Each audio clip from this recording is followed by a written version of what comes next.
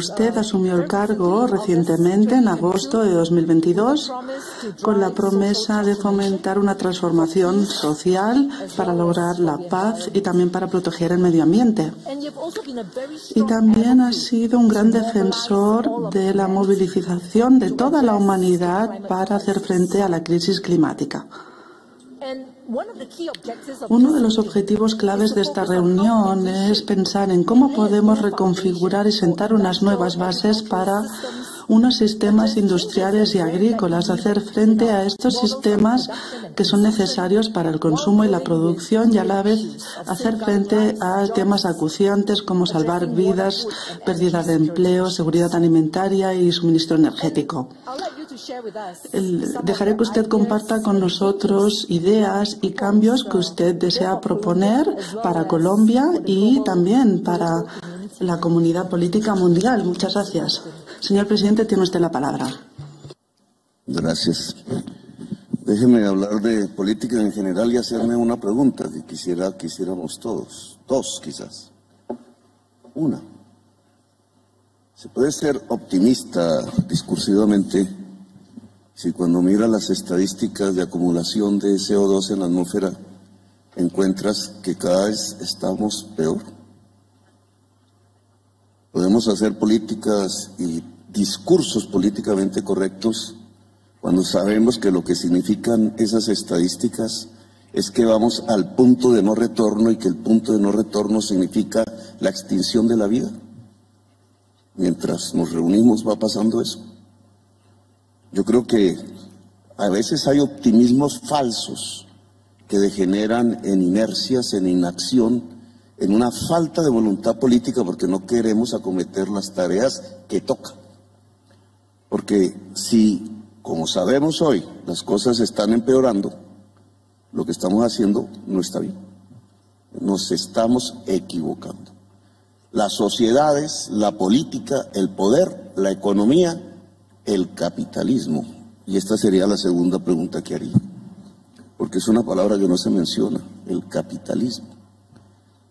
¿Puede el capitalismo que hemos conocido en los últimos 30 o 40 años superar la crisis climática que ayudó a provocar? Es una pregunta un tanto teórica, pero política esencialmente, porque si la respuesta es negativa estamos perdiendo el tiempo mientras nos acercamos al punto de no retorno.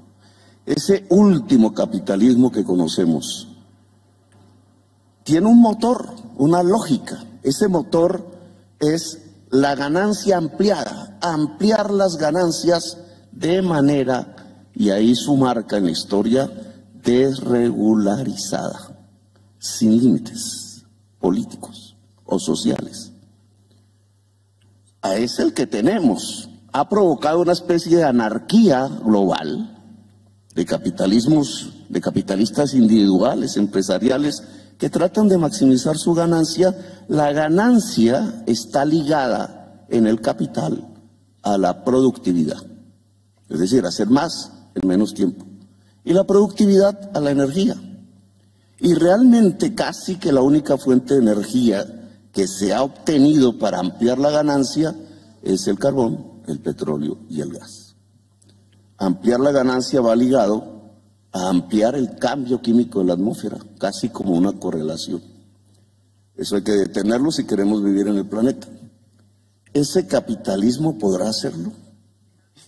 Los datos de hoy demuestran que no. Luego, entonces tendríamos que hacer una aseveración un tanto dura.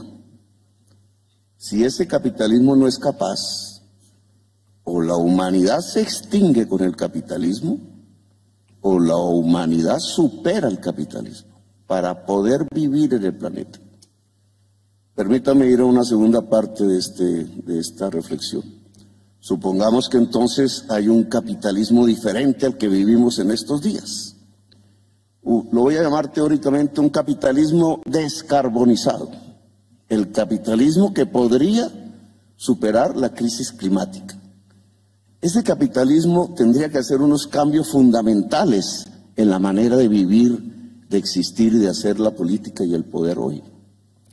Por ejemplo, ese capitalismo tendría que decir explícitamente que la única manera para detener la crisis climática es llevar a cero el consumo del carbón y del petróleo. Cero emisiones, lo dice la ciencia. Llevar a cero significa eso en el terreno económico, que el capital ligado al petróleo, al carbón y al gas y sus complementarios tiene que desvalorizarse y ya.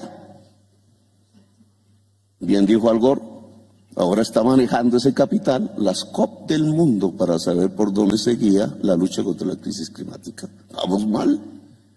Si ese capitalismo descarbonizado pudiera existir, ese capitalismo tendría que aumentar el poder planificador de las naciones, la planificación pública.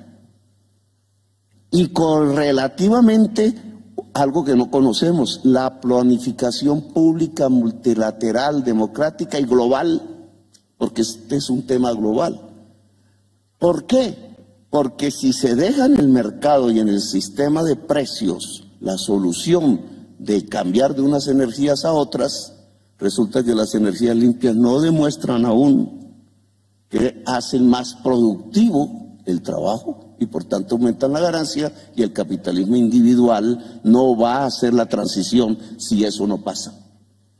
Como eso en el tiempo que necesitamos quizás no pase, se necesita planificación pública. El reemplazo del motor de la ganancia por la planificación humana, que hoy no existe, para poder hacer la transición a escala global.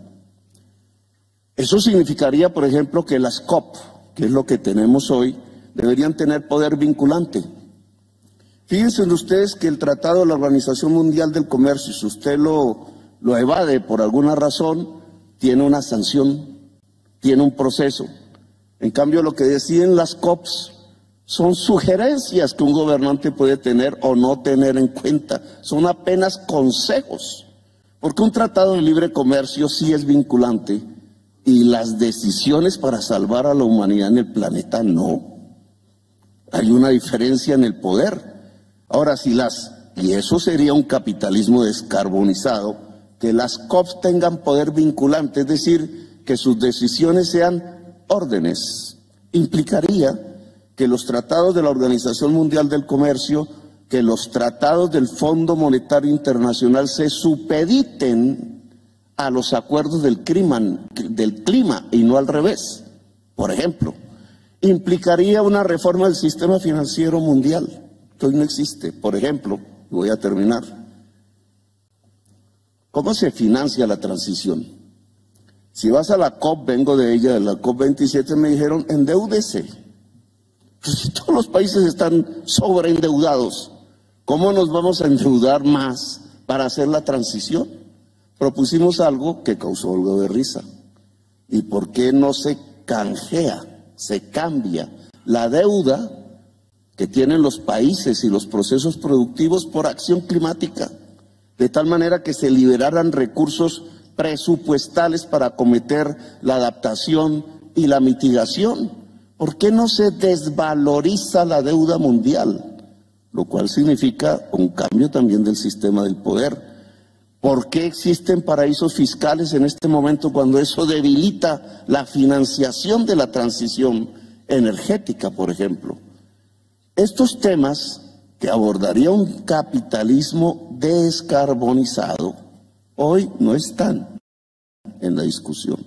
Mientras no estén, no hay capacidad humana para pasar a una economía descarbonizada. Y las consecuencias podrían ser: el actual capitalismo es incapaz, puede perecer con la humanidad, puede que un capitalismo descarbonizado sea una simple ilusión y lamentablemente puede que comencemos los tiempos de la extinción si no somos capaces como humanidad de actuar políticamente en el camino en que en realidad disminuyan concretamente las emisiones de gases de efecto invernadero en la atmósfera.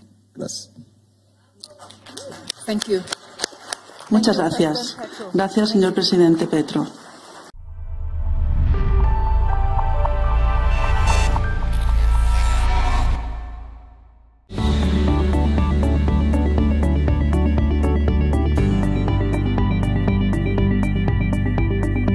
Búscanos en YouTube. Selecciona tu video favorito. Suscríbete a nuestro canal. Activa la campanita de notificaciones. Puedes donar fácilmente para que continuemos con nuestro trabajo. Somos el tercer canal, la voz de los que no tienen voz.